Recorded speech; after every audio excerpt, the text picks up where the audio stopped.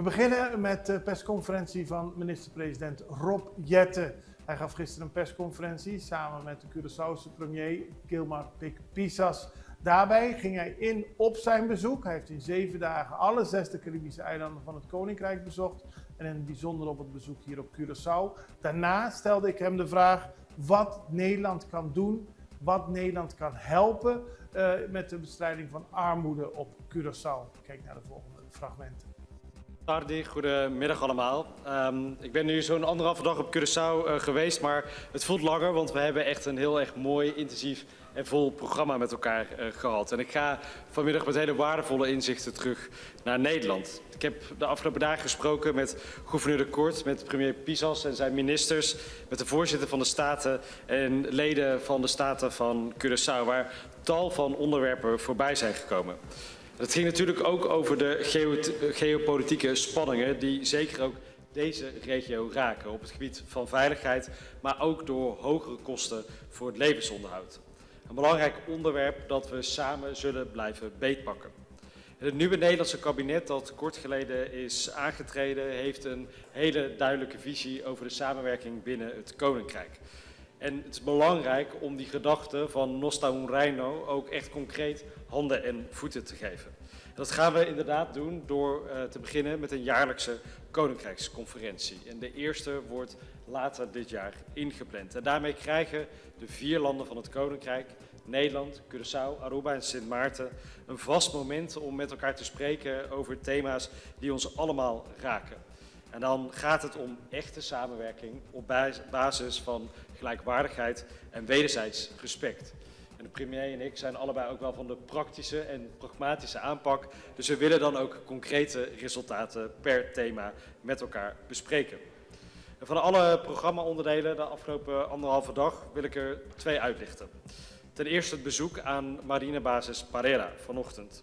Als landen in het Koninkrijk hebben we elkaar namelijk heel hard nodig om gezamenlijk de grenzen van het Koninkrijk te bewaken. En het is goed om dat hier te zien met de commandant van de zeemacht in het Caribisch gebied en al zijn medewerkers, onder andere ook bij de gezamenlijke kustwacht, hoe we daar dag en nacht aan werken.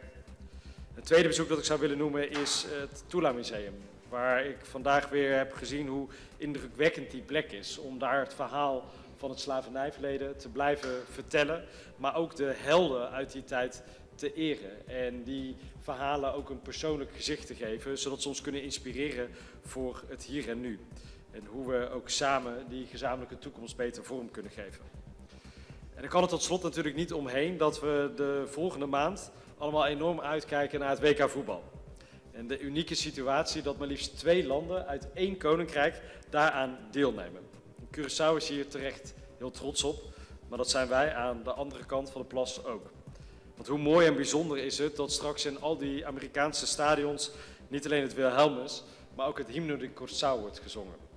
En hoe mooi zou het zijn als die oranje golf van onze supporters wordt versterkt met de Blue Wave. En ik hoop dat we samen mooie successen kunnen vieren.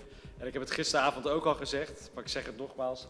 De minister-president heeft me beloofd, Curaçao gaat Duitsland verslaan.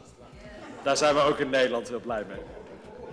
Premier Pisas, ik wil u heel hartelijk danken voor de gastvrije, vrolijke ontvangst, de mooie open gesprekken die we hebben gevoerd en de hele concrete onderwerpen waarmee we samen aan het werk willen. Dat past helemaal volgens mij binnen ons koninkrijk. Dus Masha, dank je. Minister-president Jetten, u noemde het net al, hè, die armoede en de bezoeken aan de wijken. We weten allemaal, er zijn 4 landen in het Koninkrijk en er is altijd een andere relatie tussen Nederland en Bonaire, Saba en Statia. Wat kan Nederland doen voor Curaçao en Aruba en Sint Maarten op dat gebied? We hebben net het batterijpark Hofje Mooi van Aqualectra, het kunstwerk daar onthuld als ceremoniële opening. Ik vind dat een heel mooi voorbeeld hoe we samen kunnen werken. Ik was 3 jaar geleden hier als minister van Klimaat en Energie. Toen hebben we met elkaar in het fort een MOU getekend om te kijken hoe Nederland Curaçao kan helpen bij duurzame energieprojecten. Zodat het eiland onafhankelijker wordt, maar ook de prijs van elektriciteit voor Curaçaoënaars uiteindelijk naar beneden kan. En dus dan kun je toch als Nederland een partnership met Curaçao aangaan om op die manier bij te dragen aan een sterke economie en het beheersen van de cost of living.